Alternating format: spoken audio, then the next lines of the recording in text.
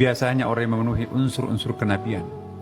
Tidak mesti harus menjadi nabi, tapi salah satu unsur kenabian itu misalnya suka bermimpi dan mimpinya itu dirawat, dipelihara. Saya ingin menegaskan Bapak Ibu, kita itu semuanya setiap hari bermimpi loh. Cuma kita cuek, sehingga lupa. Mulai hari ini saya ingin mengingatkan dari hati ke hati Bapak Ibu sekalian, jangan cuekin mimpi-mimpinya. Itu tidak semua mimpi sama Ibu Bapak. Ada 5 macam mimpi di dalam Al-Quran. Jangan menyamaratakan semuanya, tidak sama.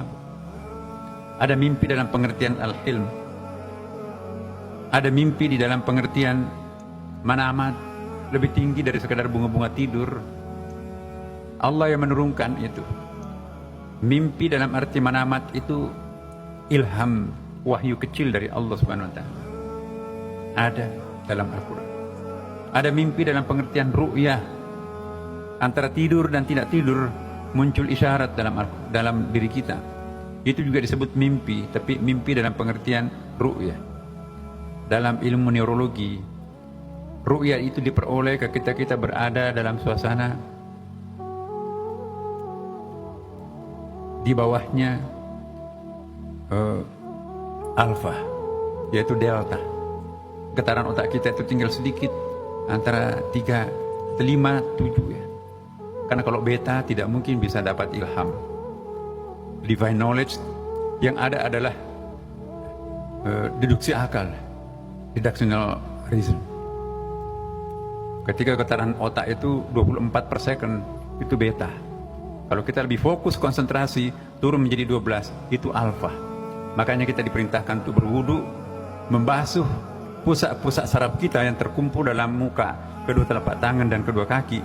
Itu menurut para ahli neurolog, Profesor Baron Ehrenfeld, kumpulan pusat saraf manusia itu tersimpul di dalam 3 tempat: daerah kepala, daerah kedua tangan, daerah kedua kaki. Subhanallah. Dan memang itu yang wajib dibasuh pada waktu kita berwudu, ya kan. Maka itu seketika itu turun dari beta ke alfa. Tapi tidak cukup dengan alfa, kita masih diminta untuk turun lebih bawah ke suasana theta. Getaran otaknya tinggal 5 per second. Dalam monitor neurologi itu bisa kita lihat. Di sinilah orang bisa fokus, sangat fokus. Wahyu paling banyak turun dalam suasana theta. Nabi Yunus bermimpi, inni ra'aitu ada asyara kaukaban wasyamsa wal qamar ra'aituhum li sajidin. Qala la taqsusir ru'yaka. Jangan ceritakan mimpimu nak, nanti kakak-kakakmu cemburu. Itu mimpi luar biasa. Sama tadi dengan manamat. Nabi Ibrahim bermimpi menyembelih anaknya. Ya, inni ara fil manami anni asbuka fandur madza tara. Qala ya if'altu mar satajiduni insyaallah minas sabirin. Aku bermimpi melihat aku menyembelih engkau anak. Ya. Kata anaknya Nabi Ismail, lakukan perintah Tuhanmu ya, insyaallah anakmu akan bersabar. Kenapa nekat untuk digorok lehernya?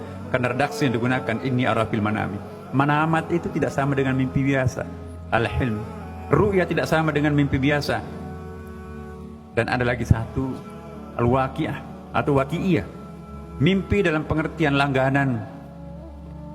Setiap kali ada kejadian istimewa di besok harinya, malam harinya sudah disingkapkan early warningnya.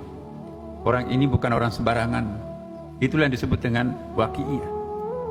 Seringlah curhat terhadap orang ini, sebab rahasia Tuhan sering muncul melalui orang ini.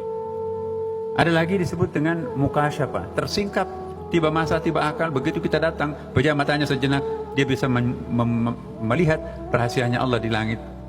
Karena ada hadis Nabi, apabila ada hambaku sudah tidak menyamakan lagi, sudah tidak membedakan lagi antara wajib dan sunat, semua yang sunat dirasakan seperti sebuah kewajiban, maka dia akan meminjam mata Tuhan untuk melihat, meminjam telinga Tuhan untuk mendengar, sehingga dengan demikian transparan rahasia Tuhan.